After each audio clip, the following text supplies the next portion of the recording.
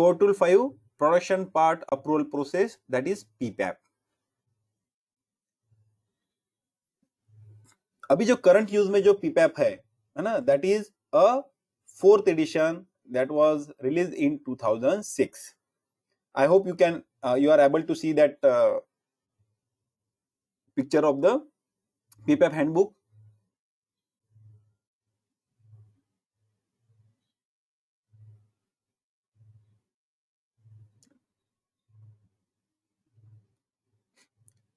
PPAP जो होता है कौन सी फेज में डेवलप होता है, आपको नहीं दिख रहा है? You are not able to see. Just a minute then. I think.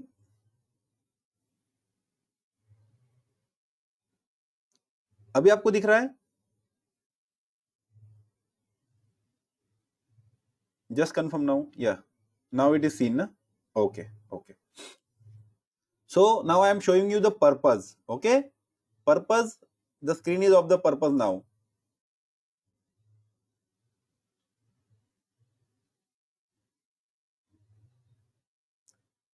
कहीं पे भी मैं जो बोल रहा हूं अगर मिसमैच होता है तो please bring it to my notice. Purpose क्या है पीपीएप का, और पीपीएप सबसे पहले कौन से फेज में जनरेट होता है वो बताइए मुझे आप. Which phase of the APQP the PPAP is generated?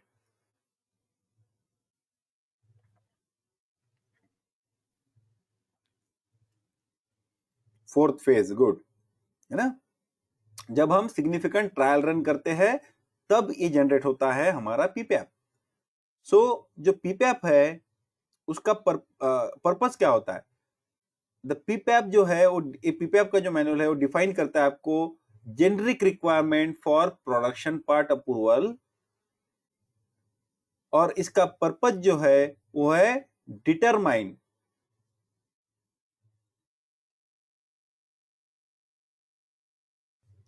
whether all the customer engineering design record and specification requirements are properly understood. आप पीपैप के माध्यम से ये इंश्योर करते हो कि आपने कस्टमर के जो इंजीनियरिंग डिजाइन के जो रिकॉर्ड है उसकी जो स्पेसिफिकेशन रिक्वायरमेंट्स है वो प्रॉपरली अंडरस्टैंड कर ली है, और मैन्युफैक्चरिंग प्रोसेस जो है आपका वो कस्टमर की क्वालिटी और प्रोडक्शन रिक्वायरमेंट्स को मीट करने के काबिल है. It is not only the quality. PPF का पर्पस ऑल्सो होता है कि उसकी जो आपकी जो प्रोडक्शन कमिटमेंट है, आप अगर उनको बोलते हो we are going to supply you 2 lakhs part per month of this particular component. Design करना अलग बात है, ट्रायल रन लेना अलग बात है, लेबोरेटरी ट्रायल या small trial, but significant production trial run जब आप करते हो 4th फेज में, उसका पर्पस यही रहता है कि आपको जो रिक्वायर्ड रेट है, रेट ऑफ प्रोडक्शन, उस पे चलाना पड़ता है. So PPS it is not just the submission of documents. आप सबमिट करते हो कमिटमेंट. बेसिकली पीपीएप को अगर आप एक लाइन में आप कन्वर्ट करना चाहते हो, सो पीपीएप इज बेसिकली आपके यहां से कमिटमेंट जा रहा है. डॉक्यूमेंट्स तो बहुत सारे भेजते हो आप सबमिशन के बाद, पर बेसिकली अगर आप वन लाइनर समझो तो आप कमिटमेंट भेजते हो कस्टमर को कि हम आपकी हर क्वालिटी रिक्वायरमेंट जो आपने स्पेसिफाई की है उसको मीट कर सकती है हमारी प्रोसेस. साथ ही साथ जो आपकी क्वांटिटी रिक्वायरमेंट है, प्रोडक्शन रिक्वायरमेंट है, वो भी हम मीट कर सकते हैं. It is not only about the quality but the quantity also. तो आप बोलते हो मैं क्वालिटेटिव प्रोडक्ट बनाऊंगा meeting all your requirement at the required rate of production. So PPAP कब कब करना है हमको? पीपीएप अप्लाई होता है internal and external organisation sites, production parts, service parts, आपका प्रोडक्शन मटेरियल और bulk material also. But bulk material के लिए अगर रिक्वायर्ड नहीं है तो ये आपके कस्टमर रिप्रेजेंटेटिव जो है वो आपका ये कर देगा वहां पे. सॉरी, नॉट कस्टमर रिक्वायरमेंट में अगर स्पेसिफाइड नहीं है ना, CR is the customer requirement, तो आपके अगर कस्टमर रिक्वायरमेंट में स्पेसिफाई नहीं है तो आपको बल्क मटेरियल के लिए पीपीएप नहीं करना है. अदरवाइज पीपैप करना है। अगर कोई ऑर्गेनाइजेशन स्टैंडर्ड पार्ट सप्लाई करती है ना, लाइक बोल्ट्स वगैरह सप्लाई करती है, उनको भी पीपैप के रिक्वायरमेंट्स को मीट करना है, unless and until it is weird bye the customer requirements. Customer requirement में अगर कस्टमर रिप्रेजेंटेटिव कैसे उन्होंने अगर वे ऑफ किया है तो you can avoid it. PPF की रिक्वायरमेंट क्या है? One of the PPF requirement and very very important is significant production. PPF fourth level में हमने क्या डिस्कस किया था? ट्रायल रन लेना है आपको। That trial run is a significant production run. So आपको जो प्रोडक्ट आप लेते हो कस्टमर को भेजने के लिए, या आपको वहां पे कैपेबिलिटी स्टडी करनी है,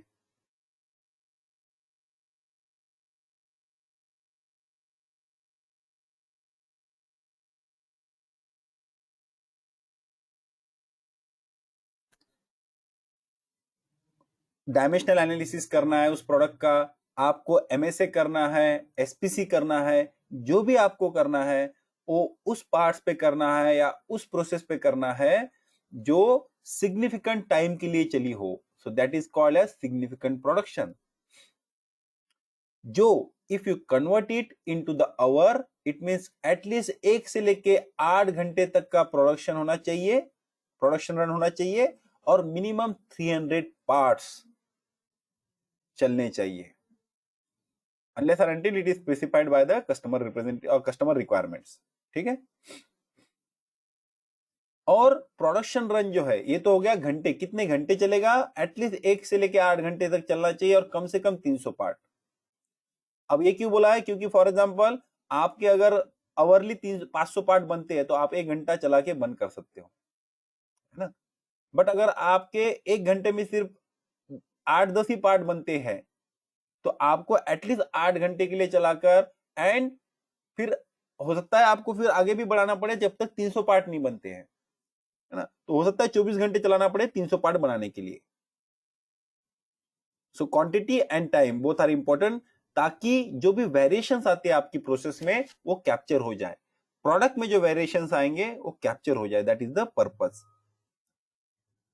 प्रोडक्शन जो है वो कैरियर, जो आप प्रोडक्शन रन करोगे, सिग्निफिकेंट प्रोडक्शन रन जो करोगे वो प्रोडक्शन साइट पे होना चाहिए, ना कि लेबोरेटरी में या फिर कोई आइसोलेटेड चीज में अलग से नहीं आपको बनाना है। It should be at the production site और एट द प्रोडक्शन रेट।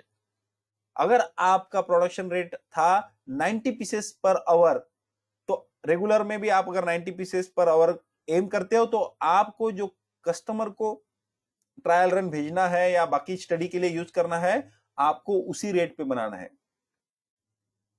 और वही टूलिंग, वही गेजिंग, वही प्रोडक्शन प्रोसेस, वही प्रोडक्शन मटेरियल एंड ऑपरेटर्स को यूज करना है जो आप रेगुलर प्रोडक्शन में करने वाले हो। ये नहीं है कि फॉर एग्जांपल आप कुछ पैलेट्स बनाते हो for supplying to your OEMs, जिसके अंदर वो कंपोनेंट्स वगैरह इधर उधर सप्लाई करते हैं, उसकी जो वेल्डिंग है आप वेल्डिंग करने के लिए किसी अलग वेल्डर को यूज करते हो, क्योंकि वो तो सैंपल आप कस्टमर को भेजने वाले हो। That is not acceptable eight all, है ना, वो एक्सेप्टेबल नहीं है।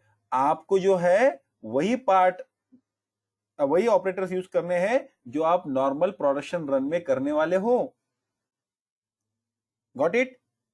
सो पीपैप का सीधा सा मतलब, मींस पीपैप के जो सिग्निफिकेंट प्रोडक्शन का मतलब है वही प्रोडक्शन साइट पे, वही गेजिंग से, वही टूलिंग से, वही फिक्सचर से, वही ऑपरेटर से, वही मटेरियल जो आप नॉर्मल प्रोडक्शन में यूज करने वाले हो और रेगुलर प्रोडक्शन में यूज करने वाले हो, उस पर्टिकुलर पार्ट के लिए वही यूज करना है। ठीक है, यहां तक किसी को कोई डाउट? ओके। पीपीएफ की रिक्वायरमेंट आप सभी लोगों ने सुना होगा या यू पीपल नो कि 18 टाइप के डॉक्यूमेंट आपको सब देने पड़ते हैं कस्टमर को। How many number of documents? 18 number of documents, है ना, या 18 नंबर ऑफ डॉक्यूमेंट जो है जनरेट होते हैं। अब इस पीपीएफ का जो मैनुअल दिया हुआ है 2006 का जो 4th एडिशन है ना, जो मैंने आपको यहाँ पे दिखाया है, ठीक है, 4th एडिशन ऑफ 2006, इसकी जो रिक्वायरमेंट है वो तो आपको फॉलो करनी है, उसके अंदर जो रिक्वायरमेंट मेंशन की है, you need to follow that. साथ ही साथ में अगर कोई कस्टमर स्पेसिफिक रिक्वायरमेंट्स है, including your safety and regulatory requirement, वो भी आपको मीट करनी है। अब नीचे जो 18 डॉक्यूमेंट्स दिए हैं, इसमें से अगर कोई रिक्वायरमेंट आपके पर्टिकुलर प्रोडक्ट के लिए अप्लीकेबल नहीं है ना, अगर पर्टिकुलर कोई चीज है जो आपके लिए अप्लीकेबल नहीं है, फॉर एग्जांपल डीएफएमई है, आपके लिए डीएफएमई हो सकता है आप डिजाइन ही नहीं करते हो तो आपको नहीं पता, you are not design responsible, your customer is giving you the design, आप तो बस उसके हिसाब से मैन्युफैक्चर करते हो। हाँ, डिजाइन रिव्यू आपको करना जरूरी है, डिजाइन रिव्यू से आप नहीं बच सकते हो।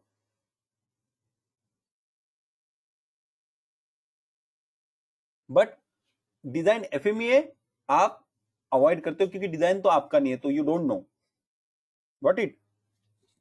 प्रोडक्ट का एफएमईए अलग बात है कि प्रोडक्ट कैसे फेल होगा, that is different thing, design कैसे फेल होगा वो आपको नहीं पता है। तो आप जो चीजें आपके लिए अप्लीकेबल नहीं है,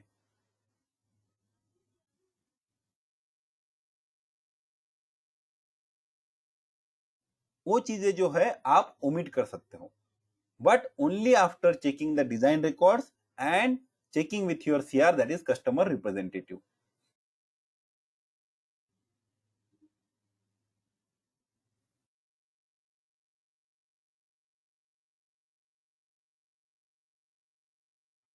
अब आपकी जो 18 डॉक्यूमेंट्स है वो है डिजाइन रिकॉर्ड्स,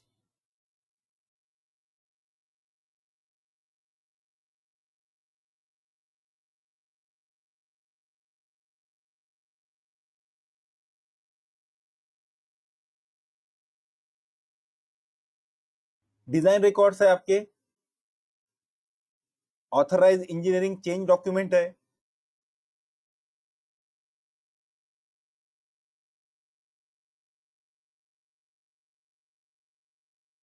कस्टमर के इंजीनियरिंग अप्रूवल्स है, डिजाइन एफएमईए अगर आपकी ऑर्गेनाइजेशन डिजाइन रिस्पॉन्सिबल है तो, process flow diagram, process FMEA, control plan, measurement system analysis की स्टडीज। अब आपको समझा कि जो हमने सीखा इन द कोर टूल्स, ये क्यों चाहिए, क्योंकि पीपीएफ की रिक्वायरमेंट है as a automotive supplier. I am seeing many of the people are not attentive. I hope everybody is seeing the presentation.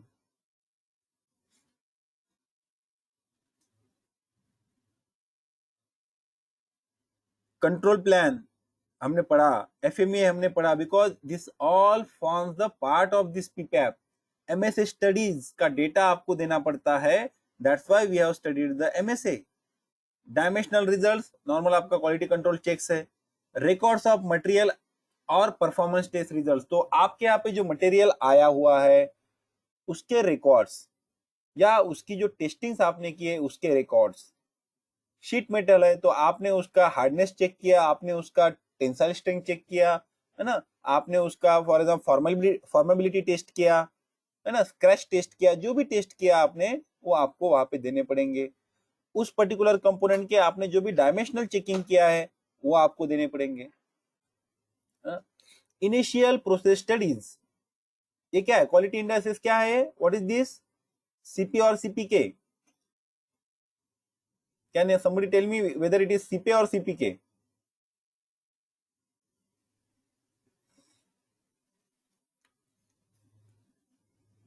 Yeah, tell me, is it CPA or CPK? CPK, yes, है ना। So at least आपको 1.67 CPK चाहिए। तो initial process studies करना है हमको, हमने जब पढ़ा था एसपीसी कैसे करना है, ठीक है। तो एपीक्यूपी के इस फेज में प्लान कब बनता है आपका, कौन से फेज में बनता है एपीक्यूपी के फेज में? Plan for your studies, capability study के लिए, प्रोसेस स्टडीज के लिए प्लान कौन से इसमें बनता है, कौन से फेज में बनता है, विच फेज ऑफ द एपीक्यूपी?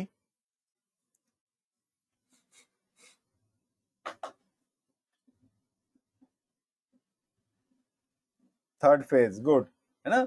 और फोर्थ फेज में आप इसको इंप्लीमेंट करते हो। ये डेटा का कौन सी फेज से आता है आपके पास, जो भी हम डिस्कस कर रहे हैं, एफएमई वगैरह, ठीक है, आपके पास सेकंड फेज से थर्ड फेज से आ जाएगा, कंट्रोल प्लान डेवलप हो जाएंगे वहां पर थर्ड फेज में। बाकी जो है सॉरी आपके थर्ड फेज में कंट्रोल प्लान वगैरह डेवलप हो जाएंगे। जो मेजरमेंट सिस्टम एनालिसिस स्टडीज आप कैरी आउट करोगे फोर्थ फेज ऑफ एपीक्यूपी, ठीक है। क्वालिफाइड लेबोरेटरी डॉक्यूमेंटेशन, आपकी लेबोरेटरी रिलेटेड, आपकी लेबोरेटरी का लैब मैनुअल होता है, पर्सन्स की जो कॉम्पिटेंसी है, पर्सन्स की मशीन्स जो आप यूज करते हो उनकी डिटेल्स हो गए, गेजेस है उनकी, आपके जो भी कैलिब्रेशन रिकॉर्ड्स वगैरह है वो सब उसमें आता है। Then appearance approval report AAR, it is mandatory नहीं है, ये डिपेंड्स ऑन आपका पार्ट जो है वो अपीयरेंस रिक्वायरमेंट उसके ऊपर है या नहीं है। मैं आपको इसका फॉर्मेट दिखाऊंगा तो आपको समझेगा कि it is not just like okay और नॉट ओके, कलर नहीं देखना है ना, there is a more to that. Appearance की जब हम बात करते हैं तो इट इज समथिंग डिफरेंट, है ना। सो अपीयरेंस अप्रूवल रिपोर्ट, जिसके लिए अलग अलग ये भी लगती है ना, आपको नहीं क्या इंस्ट्रूमेंट्स लगते हैं, क्वालिफाइड लोग लगते हैं उस चीजों के लिए। सैंपल प्रोडक्शन पार्ट्स, जो आपने प्रोडक्शन किया हुआ है सिग्निफिकेंट रन के साथ, उसके प्रोडक्शन पार्ट्स आपको उनको भेजना पड़ सकता है। मास्टर सैंपल जो आपके पास आप रखोगे।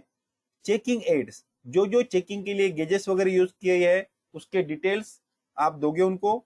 Customer specific requirement, over and above अगर कस्टमर की कोई रिक्वायरमेंट्स है तो आप उनको सबमिट करोगे, उसको आप फॉलो करोगे। And last one PSW, that is part submission warrant. तो आप क्या करते हो, पार्ट सबमिशन वारंट भी आप सबमिट करते हो। नाउ क्या आपको ये 18 के 18 जो मांगे हैं सब देना है या इसमें से कुछ देना है, दैट डिपेंड्स ऑन, किसके ऊपर डिपेंड करता है वो, लेवल ऑफ सबमिशन। तो पीपैप सबमिशन पे आते हैं। Now it is a PPAP generation, PPAP generate किया है आपने, now it's a PPAP submission. यहां तक किसी को कोई डाउट है तो पूछिए, पीपैप रिक्वायरमेंट में एनी इश्यूज और any doubt you people have.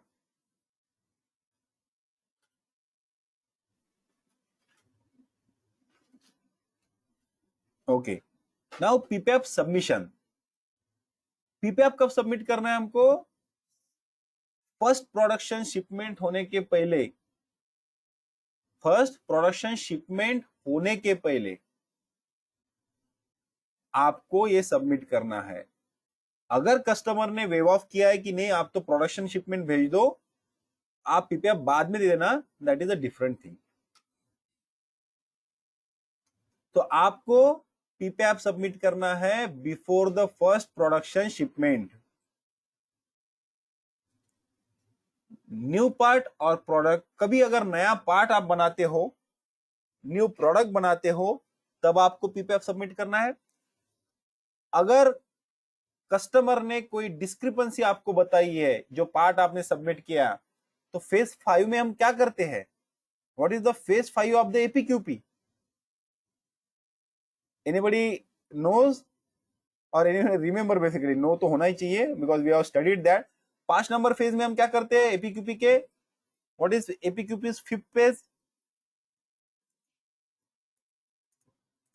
क्या नाम है उसका,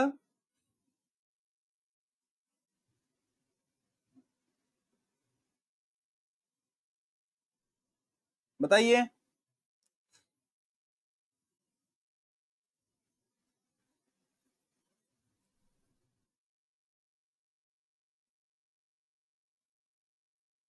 फीडबैक नॉट असाइनमेंट है ना, you are partially correct. Feedback, assessment and corrective action. ठीक है, तो आप क्या करते हो, फीडबैक जो मिलता है कस्टमर से, जो हमने पीपैप सबमिट किया था या जो हमने पार्ट सबमिट किए थे, उसके ऊपर जो फीडबैक मिलता है उसके ऊपर आप एक्शन लेते हो, एक्शन लोगे फिर वापस पीपैप सबमिट करोगे। This is what here correction of discrepancy on previously submitted part. आपने पीपीएफ सबमिट किया, उसके अंदर कोई डिस्क्रिपेंसी मिली, आप वापस वो फेजेस फॉलो करोगे और पीपीएफ जनरेट होगा, फिर आप उनको वापस भेजोगे। अगर कोई इंजीनियरिंग चेंज होता है डिजाइन रिकॉर्ड्स में, स्पेसिफिकेशन में और मटेरियल में, तो भी पीपीएफ सबमिट करना है। रॉ मटेरियल आप चेंज कर देते हो, एक पर्टिकुलर ग्रेड का यूज करते हो तो ठीक है। इवन कस्टमर, कोई कस्टमर स्पेसिफिक रिक्वायरमेंट में लिखा रहता है कि only this grade of material and from this supplier, यही सप्लायर से आपको लेना है, अप्रूव्ड सप्लायर रहते हैं। उसके बाद अगर आप कोई सप्लायर चेंज करते हो तो भी आपको उनको ये करना पड़ता है, इंटीमेट करना पड़ता है। और सेकेंडली आपको पीपीएफ जनरेट करना पड़ता है। और पीपीएफ जनरेट करना मीन्स व्हाट, अगेन पूरी चीजें करना है ना। आपको सिग्निफिकेंट ट्रायल रन करना पड़ेगा, उस पर्टिकुलर पार्ट को लेके आपको प्रोसेस स्टडीज करनी पड़ेगी, डायमेंशनल रिजल्ट चेक करने पड़ेंगे, है ना। और अगर आप कोई नई प्रोसेस टेक्नोलॉजी यूज कर रहे हो जो आपने इसके पहले कभी यूज ही नहीं की, फॉर एग्जांपल आप अभी आर्क वेल्डिंग से कर रहे हो, जस्ट एग्जांपल में दे रहा हूं आपको, इलेक्ट्रो आर्क वेल्डिंग से कर रहे हो आप, now you are going for submerge arc welding, SAW में चले जाते हो, तो आप वेल्डिंग टेक्नोलॉजी चेंज कर रहे हो तो आपको पीपीएफ जनरेट करके सबमिट करना है, क्योंकि आपने नई टेक्नोलॉजी यूज की है। मींस इट इज, ये नहीं है आपके लिए, तो नहीं है, इसके पहले आपने नहीं यूज किया, हाँ एग्जिस्टिंग है बट आपने नहीं किया। आप प्लेटिंग में कोई अगर नई टेक्नोलॉजी लाते हो, कोल्ड प्लेटिंग है, हॉट प्लेटिंग है, या फिर आपके इलेक्ट्रो प्लेटिंग है, वॉट एवर इट में भी, आप पहले किसी और टेक्निक से करते थे, अभी किसी और से कर रहे हो। पेंटिंग फॉर एग्जांपल, हम ब्रश से पेंटिंग करते थे, अभी हम स्प्रे पेंटिंग कर रहे हैं, it's a change in the technology. तो आपको पीपीएफ सबमिट करना है। पीपीएफ सबमिट करने का पर्पज यही है कि आप कॉन्फिडेंस देते हो कस्टमर को कि हमारी प्रोसेस कैपेबल है या हमारी प्रोसेस में पोटेंशियल है आपकी सभी क्वालिटी रिक्वायरमेंट्स को मीट करने का, और आपकी जो क्वांटिटी रिक्वायरमेंट है उसको फुलफिल करने का। ठीक है। नाउ लेवल्स ऑफ सबमिशन, क्या लेवल का सबमिशन है? There are 5 levels of submission. आपको इसको कंफ्यूज नहीं करना है एपीक्यूपी के फेजेस के साथ। एपीक्यूपी की फेजेस 5 ही है, और आप बोले कोइंसिडेंटली पीपीएफ की सबमिशन लेवल भी 5 है, but it is a level और वो फेजेस है, do not confuse at all, है ना। पीपीएफ की जो लेवल ऑफ सबमिशन है, there are different kinds of submission level depending on आप क्या सबमिट करने वाले हो कस्टमर को, है ना। हम कस्टमर को क्या सबमिट करने वाले हैं उसके हिसाब से वो लेवल्स बनाई गई है अलग अलग। ठीक है। सो लेवल 1 जो है उसके अंदर आप PSW, that is part submission warrant, और AR report, appearance approval report, if applicable submit करते हो। सो आपको अगर लेवल 1 का सबमिशन है तो जस्ट आप पीएसडब्ल्यू भर के दीजिए। पीएसडब्ल्यू का फॉर्मेट हम डिस्कस करेंगे आगे, है ना। What is that PSW? Level 2 PSW plus product sample और कुछ सपोर्टिंग डेटा। लेवल 3 वारंट आपके पास होना, warrant with product sample and complete with the supporting data submitted to the customer। अब ये डिफॉल्ट लेवल ऑफ सबमिशन है, means अगर customer ने कुछ भी स्पेसिफाई नहीं किया तो आपको एटलीस्ट लेवल 3 के हिसाब से देना है डॉक्यूमेंटेशन। मींस वारंट रहेगा, पीएचडब्ल्यू रहेगा, प्रोडक्ट के सैंपल्स रहेंगे और कंप्लीट सपोर्टिंग डेटा कस्टमर को भेजना पड़ेगा। What is that supporting data? All that 18 documents what we discuss, उसमें से एआर अगर अप्लीकेबल है तो, अगर कोई अप्लीकेबल नहीं है वो वेव्ड ऑफ हो जाएगा कस्टमर के वहां से। बाकी ये सब आपको भेजना पड़ेगा एज पर लेवल 3। लेवल 4 में वारंट जाएगा, पीएचडब्ल्यू जाएगा, एंड कोई भी अदर रिक्वायरमेंट जो कस्टमर ने डिफाइन की है वो आपको भेजना पड़ेगा। अगर कस्टमर बोलता है कि मुझे प्रोसेस कैपेबिलिटी स्टडी भेजिए, एमएसए स्टडी भेजिए, डायमेंशनल रिजल्ट भेजिए, है ना, एफएमईए कंट्रोल प्लान अभी नहीं चाहिए, ठीक है, तो आप पीएचडब्ल्यू और जो जो रिक्वायरमेंट कस्टमर बोलता है वो आप भेजिए। और 5 में वारंट भेजना है, प्रोडक्ट सैंपल और कंप्लीट सपोर्टिंग डेटा आप रिव्यू किया जाएगा आपकी मैन्युफैक्चरिंग लोकेशन पे। तो आपको सिर्फ लेवल 5 में भेजना है वारंट और प्रोडक्ट सैंपल, है ना। आप क्या भेजोगे, वारंट और प्रोडक्ट सैंपल भेजोगे, और कंप्लीट सपोर्टिंग डेटा जो है वो आपके यहाँ पे कस्टमर आके रिव्यू करेगा, देखेगा। ठीक है। So these are the various levels of submission. कुछ डाउट है आप लोगों को इसके ऊपर, please ask if any doubt at all. Yes, we will move forward.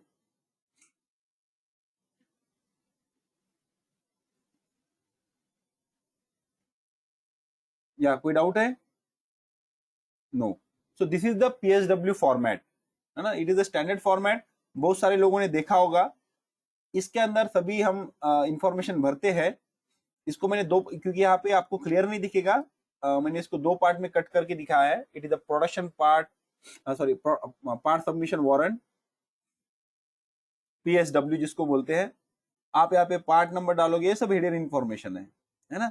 उसके बाद में जो भी चेकिंग के लिए आपने यूज किया है सब है। आप फिर यहाँ पर लिखोगे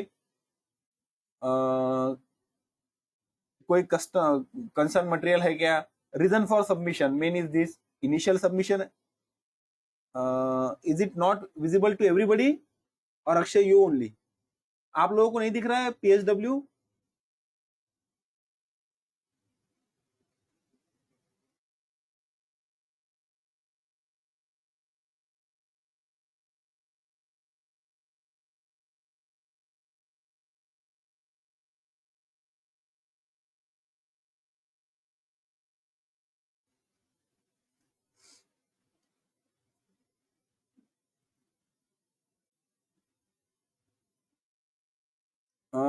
people, many people are saying कि वो दिख रहा है, some people are saying not दिख रहा है।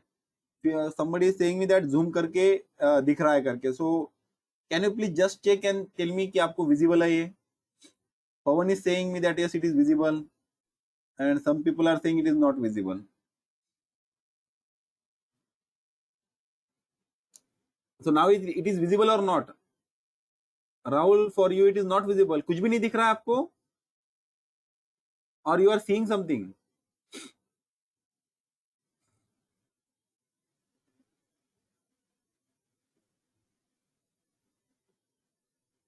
Akshay, then I think there is some network issue at your and in that case, है ना, क्योंकि बाकी लोगों को ये PSW का फॉर्मेट दिख रहा है। No no, then Rahul you also please relog in, क्योंकि बाकी सब लोगों को ये दिख रहा है पार्ट सबमिशन वारंट। क्या जिन लोगों को PSW दिख रहा है, हाफ ऑफ द PSW मैंने पेस्ट किया हुआ है वो दिख रहा है, can they people please raise the hand and keep it raised, जिन लोगों को PSW दिख रहा है।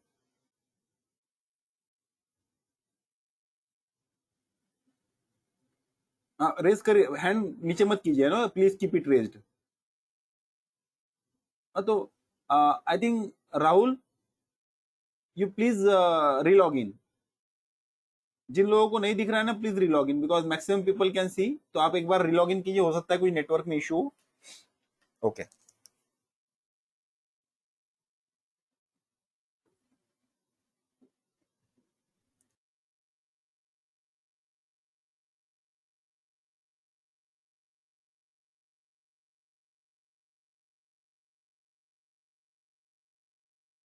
है ना। So now we are at the part submission warrant. यहाँ पे आप देखिए बाकी सब इंफॉर्मेशन आपको क्लियर हो जाएगी, क्योंकि it is related to the means generic information है।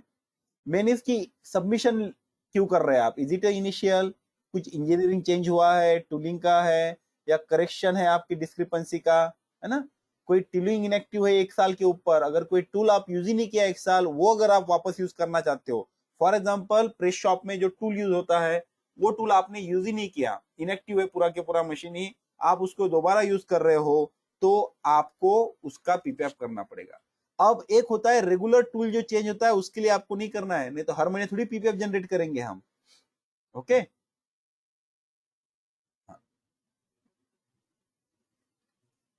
देन उसका दूसरा पार्ट जो है level of information, it is a single format, मैंने 2 में स्प्लिट किया है।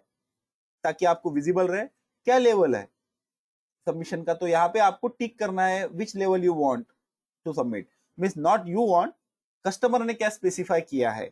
लेवल 3 बाय डिफॉल्ट है, कस्टमर बोलता है कि नो वी वांट लेवल 4, और most of the customer level 4 मांगते हैं, है ना।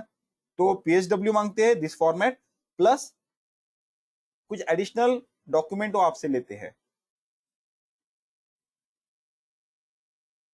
से कैलिब्रेशन रिकॉर्ड्स हो गए, आपसे होने के एफएमईए मांग लेते हैं, कंट्रोल प्लान मांग लेते हैं, प्रोसेस फ्लो मांग लेते हैं, ना?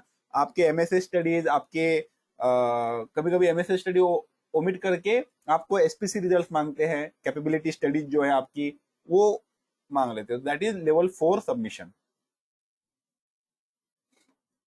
ना। फिर इसका अगर सबमिशन रिजल्ट आप क्लिक करोगे, आप डिक्लेरेशन दोगे कि यस मैंने ये सबमिट किया है, और कस्टमर जो है वो लास्ट वाला पार्ट यूटिलाइज करेगा, this part he will use, जिसके अंदर आपका ये अप्रूव्ड है या रिजेक्ट है या कुछ अदर है, ये करके आपको वापस भेजेगा। अगर वो अप्रूव्ड है तो आप पीपैप की फाइल में लगा के रखेंगे विद द कस्टमर्स अप्रूवल, यहाँ पे उनका नाम वगैरह रहता है, इवन स्टैंप्स भी रहते हैं, तो आपको पता रहेगा, you can show it to the auditor, और इवन कस्टमर के एंड से भी कोई आता है तो यू कैन शो कि हमारा जो पीपीएफ था वो अप्रूवल है, अप्रूव्ड हो गया है, ये प्रोडक्ट हमारा अप्रूव्ड हो गया है आपके यहाँ से। सो this is about the PSW. A appearance approval report है, ये सब फॉर्मेट जो है आपको मिल जाएंगे एआईजी के जो मैनुअल है 4th एडिशन पीपीएफ का, उसके अंदर से लिए हुए हैं। बट अपीयरेंस अप्रूवल मैंने इसलिए दिखाया यहाँ पर क्योंकि it is not just like the okay not okay, है ना, यहाँ पर बहुत सारी चीजें हैं।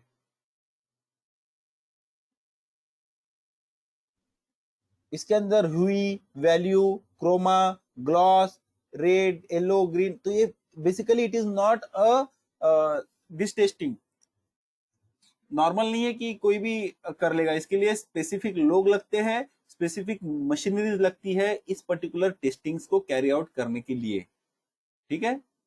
तो जो भी रिलेवेंट फॉर्मेट्स है वो आपके पीपैप के मैनुअल में दिए हुए हैं, जहां से आप रेफर कर सकते हो। तो पीपैप बेसिकली पीपैप में करते क्या है, पीपैप में आपको इंश्योर करते हो आप, पर्पज आपको समझ गया पीपैप का, कि आपको इंश्योर करना है कि क्वालिटी के जो उसकी जो क्वालिटी रिक्वायरमेंट है कस्टमर की, आपने वो समझ ली है और आप वो मीट कर सकते हो। साथ ही साथ में उस रेट पे आप प्रोडक्शन कर सकते हो जिस रेट पे कस्टमर की रिक्वायरमेंट है, या आपने जो कमिट किया है कस्टमर को, not the customer requirement, basically आपने जो कमिट किया है कि हम इस रेट से आपको दे सकते हैं, rate means production rate, not the price I am talking. तो आप वो आपका जो कॉन्फिडेंस है वो आप बताते हो कस्टमर को बाय वे ऑफ पीपैप, तो आपका कमिटमेंट है इट इज बेसिकली, ठीक है। Any questions on the PPAP? PPAP is a small topic, है ना, it is, yeah just yes Pavan. Sir ये पीपीएफ जब सबमिट करते हैं तो प्रोडक्ट का सैंपल कितने होना चाहिए, सैंपल साइज क्या होना चाहिए, ये कहीं मैनुअल में कहीं मेंशन है क्या? नहीं नहीं, वो कहीं मेंशन नहीं, it will be again depending on your customer specific requirements. हाँ। सैंपल किससे लेना है, कौन से लॉट से लेना है, वो डिफाइन किया है उन्होंने प्रोडक्शन रन।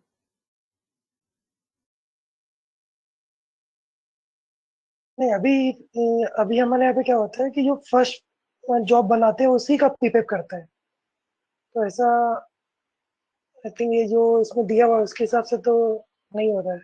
नहीं, because your is a bulk ना, आप उसको बल्क प्रोडक्ट कैटेगरी में ला सकते हो, क्योंकि आप ऐसा नहीं है कि जैसे कार बनती है तो आप ये थोड़ी है कि 300 कार बना दोगे, आप 300 जेसीबी मशीन बना दोगे और फिर उसमें से ने क्या ये करोगे, अब 300 की 300 खराब होगी तो क्या करोगे, it's a bulk, it is basically a bulk material. तो बल्क मटेरियल में मैंने बोला है ना यहाँ पर,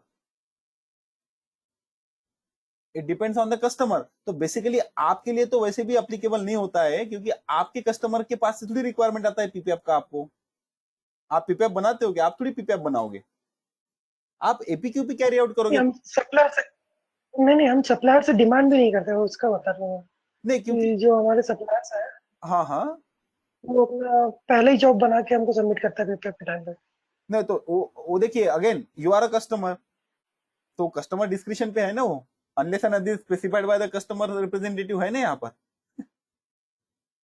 दैट वेवर इज देयर। आपने आपको कॉन्फिडेंस अगर है कि नहीं मैं तो एक टेस्ट कर लूंगा तो भी हो जाएगा, तो that is your this one call.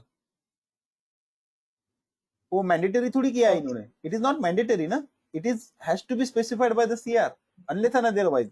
अगर कुछ भी नहीं बोलता है, फॉर एग्जांपल आपके जो सप्लायर है, उस सप्लायर को आपने कुछ भी मेंशन नहीं किया है, you are not mention and उसने पूछा भी नहीं है, तो उसके लिए एप्लीकेबल है ये। बट अगर वो आपको पूछता है कि सर हमारे आपकी जो पीपीएफ की रिक्वायरमेंट है एज पर द गाइडलाइन है तो ये दिया है, बट हम आपको 2 ही प्रोडक्ट सप्लाई कर सकते हैं या एक ही प्रोडक्ट दे सकते हैं, please give me the waiver, वो देंगे ना आपको वेवर। आपने अगर वेवर दिया तो you are above the standard, okay. है ना। हाँ। अभी देखिए आप अगर आपको अगर उसके बाद क्या होता है ना, इट इज नॉट कि जो कस्टमर है फिर क्या करता है, अगर मैं कस्टमर हूं, okay, for the initial approval मैं क्या करूंगा, मेरे सप्लायर से बोलूंगा कि please give me 1 sample, 1 sample से मैं नॉर्मल टेस्टिंग वगैरह कर लूंगा, बट उसके बाद क्या मैं उसका रेगुलर ऑर्डर थोड़ी दूंगा। What I will do, I will ask him for 100 pieces, okay, उसका भी हम टेस्टिंग हो जाएगा, हमारा प्रोडक्शन में आएगा, हम उसको वैलिडेट करेंगे, फिर उसके बाद हम उसकी क्वांटिटी बढ़ाएंगे 2-3 महीने 4 महीने के बाद। ऐसा थोड़ी है कि रेगुलर प्रोडक्शन शुरू कर देते हो क्या आप, आपने उसको अप्रूव कर दिया तो रेगुलर फुल फ्लेज में शुरू कर देते हो आप, या स्टेप वाइज यस देते हो? सर। हाँ इसका स्टेप वाइज नहीं रहता है, एक पहले फिट एंड फंक्शन होता है, उसके बाद फाइनल अप्रूवल मिलता है। हाँ, फाइनल अप्रूवल के बाद तो फिर ये जो रेगुलर उसके क्वांटिटी है फुल ऑर्डर करते हो, रेगुलर क्वांटिटी जितनी है उतनी ऑर्डर करते हो। Yes yes sir. देखिए वो it depends on your this one prerogative, उसके अंदर स्टैंडर्ड कुछ नहीं बोलता है, बट नॉर्मली एक्सेप्टेड जो थिंग्स रहती है वो क्या रहती है कि एज अ कस्टमर मैं क्या करूंगा, अपने सप्लायर को बोलूंगा कि आप मुझे एक पार्ट दो, मैं फिट एंड फंक्शन चेक कर लिया, उसकी रिलायबिलिटी वगैरह चेक कर लिया मैंने, नाउ आई एम कॉन्फिडेंट कि वो मीट तो कर सकता है मेरी रिक्वायरमेंट, बट वो तो एक पार्ट भेजा है उसने, हाउ आई नो कि उसका जो परफॉर्मेंस है बल्क में वो सेम रहेगा। ये जो रिक्वायरमेंट बनाई गई है उसी के लिए तो बनाई है, it is for your benefit, customer के बेनिफिट के लिए है। तो आपने तो डिमांड करना चाहिए कि नहीं, नेक्स्ट जो है आपने एक भेज दिया, वी आर कॉन्फिडेंट, हम फ्री में तो ले नहीं रहे उनसे, आप उनको बोले कि नेक्स्ट विल बी 300 और 500, और उसके बाद फिर आप लेते रहोगे ना। वो क्वेश्चन आता है ना, क्वेश्चन आता है कि जो आपके यहाँ पे अगर बहुत ज्यादा फ्रीक्वेंसी में ये चीजें चेंज होती है, नया प्रोडक्ट डेवलप हो रहा है और वो लग रहा है फटाफट गाड़ियों में और बाहर निकल रही, तो अलग बात है ना, that time you can give the waiver. But it's if it is a regular product जो आपकी इसमें लगता ही लगता है, फॉर एग्जाम्पल विंडशील्ड है, आपने कोई नया सप्लाई डेवलप किया, आपने उससे लिया, आपने टेस्ट कर लिया, फिक्स करके देख लिया, है ना, क्या उसके बाद आप पूरा पूरा हटा थोड़ी दोगे पुराना वाला सप्लायर और नए सप्लायर को फुल ऑर्डर दे दोगे। You should try with him 1 महीना 2 महीना, कुछ क्वांटिटी ट्राई करना चाहिए, कॉन्फिडेंस जब बिल्ड होता है तब उसके ऊपर स्विच होना चाहिए। ये क्यों करना चाहिए, ताकि आप बाद में रिग्रेट ना हो। अल्टीमेटली अगर आपके सप्लायर का परफॉर्मेंस खराब है तो आपका भी परफॉर्मेंस खराब होगा, आपकी डिलीवरी डिलेज होंगी, आपका प्रोडक्शन अफेक्ट होगा। बट अगेन पीपैप में बोला नहीं गया है कि कितने बनाना है, आप अगर उसको एक्सेप्ट करते हो वेल एंड गुड, कस्टमर की रिक्वायरमेंट है, आप तो उसको बोलो लेवल 1 का सबमिशन करो, इट इज एक्सेप्टेड ना, ठीक है पवन, ओके सर। है ना। It is up to you, you are not से आपने क्या स्टैंडर्ड के अगेंस्ट नहीं जा रहे हो, अगर आप सिर्फ एक सैंपल लेके कराते हो, so you are not miss, आप कोई नॉन कंफर्मिंग काम नहीं कर रहे हो, दैट आई कैन से, क्योंकि पीपैप ने बोला नहीं है कि इतना ही लेना है, उन्होंने क्लियर कट यहाँ पे ये लाइन डाल के रखी है, unless otherwise specified by the CR, है ना। हाँ सर। हाँ, ना ही कहीं पे लिखा हुआ है कि आपको ट्रायल क्वांटिटी लेना है, ये तो मैं अपनी तरफ से बता रहा हूँ कि जो जनरल वे ऑफ ये रहता है वर्किंग जो रहता है, इट इज लाइक दैट, जो हम करते थे not only in the automotive supply chain, normally भी क्वालिटी में जब भी था मैं, या फिर टेक्नोलॉजी या डेवलपमेंट चीजें मैं देखता था, that time what I follow, सबसे पहले एक लेबोरेटरी सैंपल आता था जो हम टेस्ट करते थे और चेक करते थे कि मीट कर रहा है कि नहीं कर रहा है, ठीक है। नेक्स्ट हम उनसे एक ट्रायल क्वांटिटी मांगते थे जो प्रोडक्ट में हम ये कर सके, यूज कर सके। फिर हम वो प्रोडक्ट में यूज करते थे उसको और देखते थे कि प्रोडक्ट बराबर बनाया नहीं बना। फिर हम उनसे 2 या 3 महीने एक स्मॉल क्वांटिटी में, जितना हमारा रिक्वायरमेंट है उसका 10% 20% क्वांटिटी हम उनसे लेते थे। उसको हम ट्रायल पे कंटिन्यू यूज करते थे और ट्रैक करते थे प्रोडक्ट को क्लोजली कि क्या हमारा प्रोडक्ट एज पर रिक्वायरमेंट बन रहा है। 1 2 3 महीने होने के बाद हम उसको इंक्रीज कर देते थे 50% 60%। After that it is up to the purchase कि उनको क्या अच्छा लगता है एज पर द कॉस्टिंग, जो भी हमारे अप्रूव्ड सप्लायर है they can take it from anywhere, वो हम उनको ये दे देते थे, वेवर दे देते थे। दैट इज व्हाट हम फॉलो करते थे। ठीक है, या any other questions? If no then I will sum up the session. और किसी का कोई क्वेश्चन है, क्वेश्चन पूछिए। क्वेश्चंस तभी नहीं रहते हैं आइदर सब कुछ समझ में आया कुछ भी समझ में नहीं आया। So be interactive not only in this training session. कोई भी सेशन आप अगर यूज जाते हो तो प्लीज डिस्कस कीजिए, आपके कंसर्न्स रेज कीजिए। That way you are keeping the trainer also engage and keeping yourself also engage.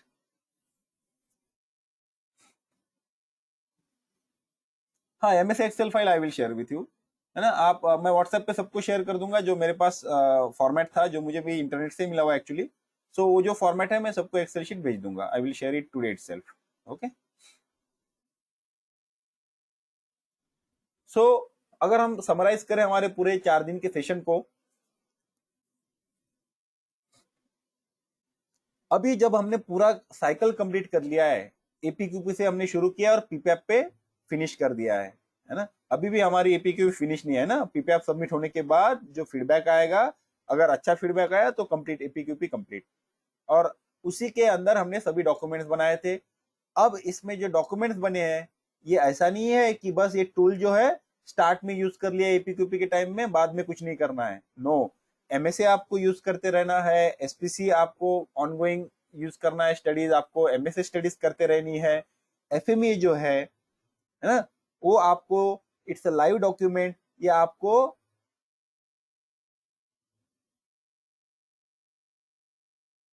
Review करके एज अप्रोप्रिएट रिवाइज करते रहना है ना। अब पीपैप की रिक्वायरमेंट आपको पता ही है, जब कभी भी नया प्रोडक्ट बनेगा, नया टेक्नोलॉजी आप यूज करोगे, रॉ मटेरियल में कुछ चेंजेस होते हैं, अगर कस्टमर ने बोला है रिडिजाइनिंग है प्रोडक्ट का, नया एप्लीकेशन है, तो आपको पीपैप सबमिट करना है। ये जो कोर टूल है, अगर आप IATF अप्लाई कर रहे हो आपकी कंपनी में, तो उसको सपोर्ट के लिए ये कोर टूल इंपॉर्टेंट है और इट इज मैंडेटरी भी है, आपको यूज करना ही पड़ता है। आप अगर IATF के क्लॉजेस देखोगे, वहां पर इनका क्लियर कट मेंशनिंग है, तो आपको यूटिलाइज करना ही पड़ता है। बेसिकली रिकमेंडेशन है, पर वो ये करोगे तो अल्टीमेटली अच्छे से इफिशिएंटली आप वो QMS इंप्लीमेंट कर पाओगे, यूटिलाइज कर पाओगे उसको। Secondly, apart from the industry, जो IATF 16949 सर्टिफाइड नहीं है, वो लोग भी इस चीजों को अप्लाई कर सकते हैं और करेंगे तो बेनिफिट ही होगा, इसमें कोई लॉस नहीं है। तो 12 घंटे की इस ट्रेनिंग प्रोग्राम में 4 दिन में हमने ये सब कुछ चीजें सीखी। एपीक्यूपी कंट्रोल प्लान शॉप फ्लोर पे लगा रहता है, उसी के हिसाब से हम प्रोडक्शन वगैरह हमारा करते हैं, है ना। एमएस स्टडीज हमारे मेजरमेंट सिस्टम गेजेस वगैरह के लिए है। स्टैटिस्टिकल प्रोसेस कंट्रोल जो है प्रोडक्ट और प्रोसेसेस पे अप्लाई करते हैं हम, हमारी प्रोसेस की कैपेबिलिटी हम देखते हैं। इससे हमको ये पता चलता है पहली बात कि हमारा प्रोसेस जो है वो कंट्रोल में है या नहीं है, स्टैटिस्टिकली कंट्रोल में है या नहीं है। एफएमईए बहुत ही अच्छा टूल है जिससे कि हम प्रेडिक्ट करते हैं। एफएमईए तो ऐसा टूल है जो आप अगर आपकी लाइफ में भी यूटिलाइज करो तो आप बहुत सारी चीजों से बच जाओगे, हमारा लॉस होने से हम बच सकता है। ठीक है ना, छोटी छोटी चीजों में अगर आपका क्वालिटी की तरफ या इस तरह से काम कर, not only quality section I am talking, आपका अगर थिंकिंग ही क्वालिटेटिव है तो आप नॉर्मल लाइफ में भी उसी तरह से सोचते हो, उसी तरह से एक्शन लेते हो। कि फॉर एग्जाम्पल आप कहीं पे एग्जाम में जा रहे हो, जस्ट टेक एन एग्जाम्पल, तो वहां जाने से क्या क्या फेल्योर आ सकते हैं, वहां लेट हो सकते हो, वो नहीं कि आप कुछ चीजें साथ में ले जाना भूल सकते हो, आपका एग्जाम अच्छा नहीं जा सकता है, उसके लिए कॉजेस क्या है। अब आपने अगर ये सब कुछ पहले ही सोच लिया और उसके अकॉर्डिंग पहले ही एक्शन ले लिए, तो आप फेल नहीं होगे उस पर्टिकुलर टास्क में। तो कोई भी टास्क में इन जनरल ऑल्सो आप एफएमई अप्लाई कर सकते हो। That is what I want to say. So with this we are closing this session. Now related to the certification, है ना, आप लोगों ने जिन लोगों ने भी यूजर आईडी बनाई थी कल तक, उन सबको मैंने ये कोर्स पर्टिकुलर असाइन कर दिया है on the Quality Mantra website. ठीक है, तो वो कैसे एक्सेस करना है I will tell you now. Okay, just I will take few minutes of you, or I am not recording this. Okay, so thank you everybody for being there for last 4 days.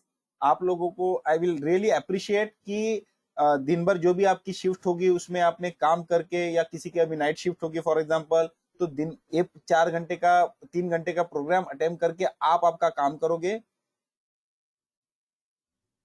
है ना। या फिर आपने already वो दिन भर काम करके आपने 3 घंटे आपके इन्वेस्ट किए यहाँ पर कुछ लर्न करने के लिए, और